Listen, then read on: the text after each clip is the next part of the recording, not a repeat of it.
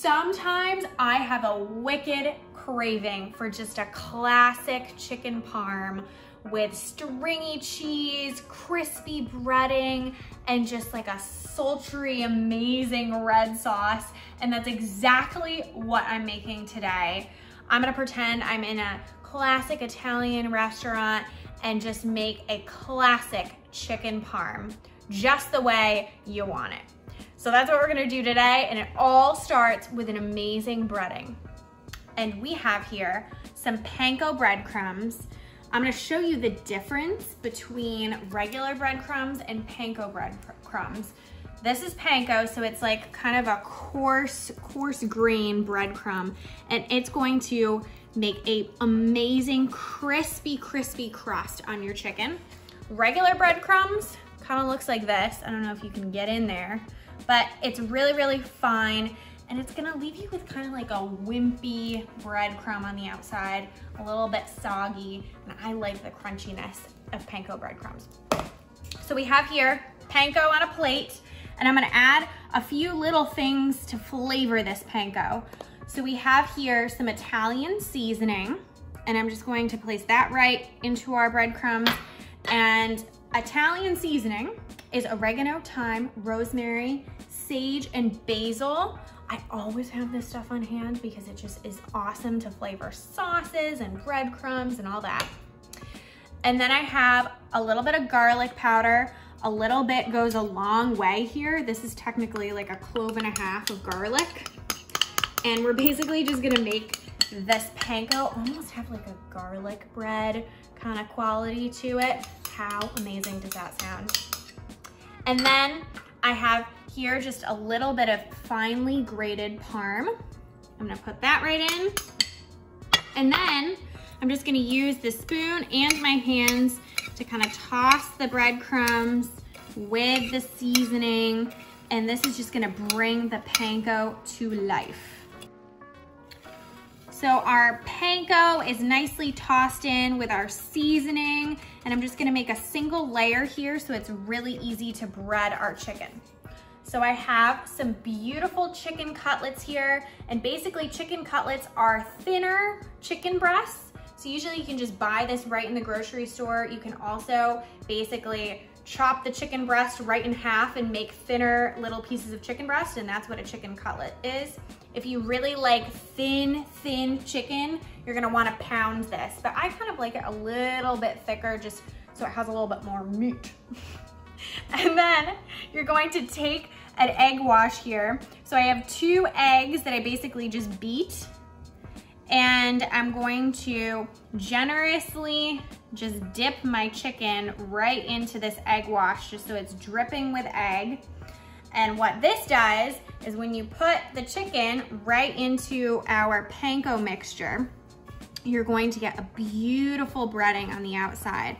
And that way you can just give it a nice little toss in the breadcrumbs, and you're gonna have a perfect layer on the outside, and this is gonna crisp up nicely in our pan.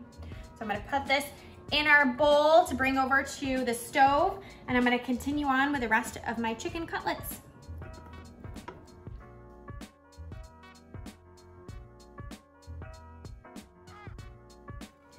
Last one here, and we'll be good to go.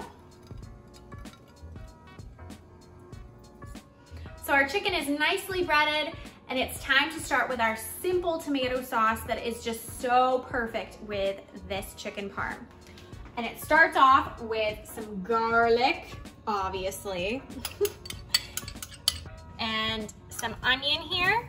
And I'm just gonna sweat this for about 2 minutes in a pan with a little bit of olive oil. Our onion and garlic is nicely sauteed just for about 2 minutes, and it's time to add our crushed tomatoes. I have a giant can here of crushed tomatoes. You can use basil flavored tomatoes, or you can just use the regular crushed with no flavoring at all, but I like the basil. Just adds a little extra something to the sauce. And all I'm gonna do is just give this a nice toss, stir all the ingredients together. I'm gonna leave this over very low heat, covered just until a chicken parm is ready to go. So our sauce is simmering and it's time to start our chicken. We're gonna start off by basically putting these chicken cutlets right into a hot pan with a little bit of olive oil, and we're gonna get a perfect nice sear on these. So I'm going to take my chicken. Ooh, the pan is nice and hot. It's over like medium high heat. And I'm just going to try to give each chicken cutlet as much room as possible in the pan. Obviously, these guys are a little bit big, so it's gonna be tough to give them a ton of room, but try to space them out as much as possible. And you're gonna let these go 4 minutes aside until they're nice and crispy and brown on each side. Our chicken's ready to flip. Ooh. Oh man, look at that brown crispiness. That's the only kind of crispy that you get from Panko. Panko is the best. All right, 4 more minutes on this side. So I just got these out of our skillet. They're piping hot. I put them on a baking sheet, and now it's time for the best part, which is adding cheese. I have some provolone cheese, and I'm just gonna put at least 1 slice of provolone on each one of these pieces of chicken. Again, it obviously depends on how much cheese you like. I have an extra slice, so I'm just gonna divvy it up between the 4 here. And then I have some mozzarella.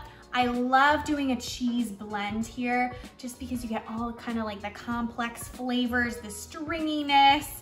So I'm gonna put about 2 tablespoons or so of mozzarella in each one of these pieces of chicken. You wanna make sure you even it out so that way each piece of chicken is nicely coated in cheese. Again, this is chicken parm. You want cheese.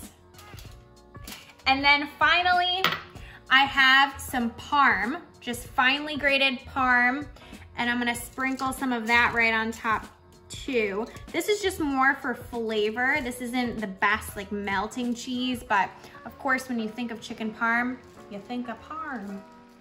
So after I finish adding cheese to these, I'm gonna pop them in the oven at 400 for about 5 to 7 minutes, just until the cheese melts. Our chicken parm is out. I cannot wait to get this all sauced up and in my mouth. Oh man. It looks so good and cheesy. Ooh. I have my tongs, and I'm just gonna take my hot pad, careful my hands. Can't wait to try this. Look at this string. Does that get any better? And then I have our beautiful sauce that's been simmering on the stove here. I'm gonna add a little bit of sauce right on top, or more like a lot, because I love me some sauce. And then I love garnishing with just a little bit of parsley. You can also add basil or nothing at all. It's totally fine too. And then more cheese, because why not? Wow. Look at how pretty. It's so perfect. And now, the best part of all, it's time to try. I cannot wait. Look at this cheesy goodness. The string. I'm gonna get some of the sauce in there. All right, let's see.